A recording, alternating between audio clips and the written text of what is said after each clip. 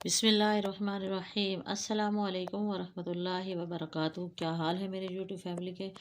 उम्मीद करती हूँ सब अल्लाह के फजल करम से ठीक होंगे। अल्लाह पाक सबको अपने हिफ्ज़-ए-अमान में रखे और ढेरों खुशियाँ नसीब करे।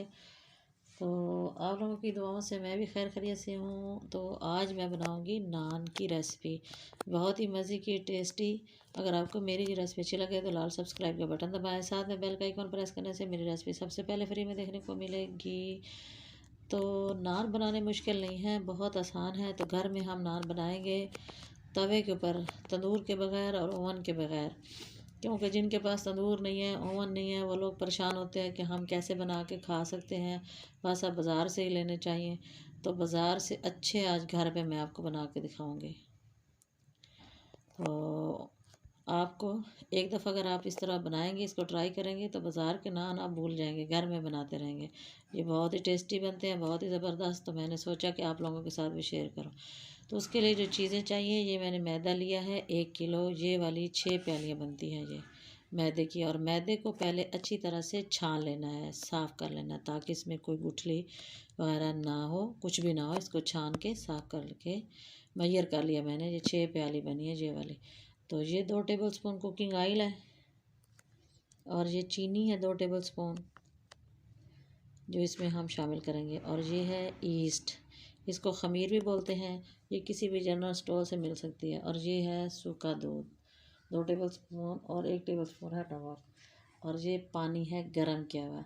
इसको इतना गरम करना है कि आप इसमें उंगली डालें तो डाल सकें, डिप कर सकें। तो इसको गर्म पानी से गूँधेंगे। अगर आपके पास दूध हो तो अगर दूध से ये आटा गूँध लें तो ये बहुत ही टेस्टी नान बनते हैं। तो अब यहाँ पे मैंने बड़ा बर्तन ले लिया है, क्योंकि आटे को गूँधना है। तो ये आटा गूँधने वाली कनाली है जिसमें आटा गूँधते हैं। इसमें सबसे पहले मैं डाल दूँगी अपनी चीनी, इसमें गूँधेंगे, और ईस्ट और दूध और नमक और ऑयल। हम यहाँ पे सारा नहीं डालेंगे, अभी हम थोड़ा सा डालेंगे, हाफ़ और हाफ़ से जो है वो बाद में डालेंगे। जब आधा गूँध लेंगे ना आटा, फिर डालेंगे। तो ये पहले अच्छी तरह हाथों से मिक्स कर लेना है सारी चीज़ों को, और फिर पानी से इसको गूँध लेंगे, ऐसे ही जैसे आटा गूँधना है ऐसे ही। ये कोई मुश्किल नहीं है, बहुत ही आसान है। ये देखिए पानी इतना गर्म है, आराम से उसमें उंगली रख सकते हैं। तो यहाँ पे इसको गूँध लेंगे गर्म पानी के साथ, थोड़ा थोड़ा डालते जाएंगे और इसको गूँध लेंगे। सेम ऐसे ही जैसे आटा गूँधना। आटा तो सभी घरों में गूँधते हैं ना, सबको गूँधना आता है। तो ज़्यादा ढीला नहीं कर देना, थोड़ा सा आटे से ये देखें यहाँ पे मेरा आटा तकरीबन गूँध चुका है। इस तरह इसको देसी स्टाइल से गूँधेंगे अच्छी तरह, ताकि इसके अंदर नमक, चीनी, घी जो हमने डाला अच्छे से मिक्स हो जाए। और यहाँ पे हमने बाकी का ऑयल भी शामिल कर दिया है, सॉरी आपको दिखाना याद नहीं रहा। तो ये देखिए मेरा आटा रेडी हो चुका है।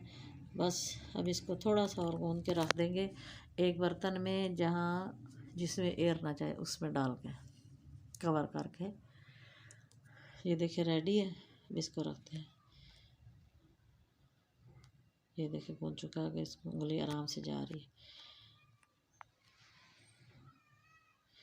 तो अब मैं इसको डालूँगी एक डब्बे में, जिसका ढक्कन अच्छी तरह से बंद हो सके, ताकि उसमें एयर ना जाए। अब यहाँ से इसको निकाल लेते हैं और इसको डब्बे में रख देते हैं। ये देखो डब्बे में रख दिया है और इसको यहाँ पे सेट कर लेते हैं। और जो हमारे पास कटोरी में बाकी घी बचा है ना, वो इसके ऊपर लगा देंगे ऑयल। ये देखिए ये थोड़ा सा ऑयल बच गया है, इसको सारे इसके ऊपर लगा देंगे। और लगा के इसको ढक्कन लगा के 1.5 घंटे के लिए हमने रख देना है। फ्रिज में नहीं रख देना, गर्मी वाली जगह पे रखना है, वहीं किचन में ही रख दें। और बंद ढक्कन रखना है ताकि हवा इसमें ना जाए, वरना ये रेसिपी ख़राब हो जाएगी। ये आटा आपका फूलेगा नहीं और आपके नान नहीं बनेंगे और आप फिर कहेंगे सही नहीं बताया। तो ये देखिए अब इसको बंद कर देना है और इसके डबल होने पे मिलते हैं 1.5 घंटे बाद। 1.5 घंटा रखना है इसको गूँध के। तो ये देखिए जी यहाँ पे 1.5 घंटा हो चुका है। मैं आपको दिखाऊँ, ये देखिए आटा कितना कम था और फूल फूल के डब्बा भर गया। ये देखिए इतनी एयर है इसके अंदर, फूल चुका है। अब ये रेडी है बनाने के लिए, बिल्कुल तैयार है और बहुत ही अच्छा बना है। तो अब इससे नान बहुत अच्छे बनेंगे। अब हम इसको इससे निकालते हैं और इसके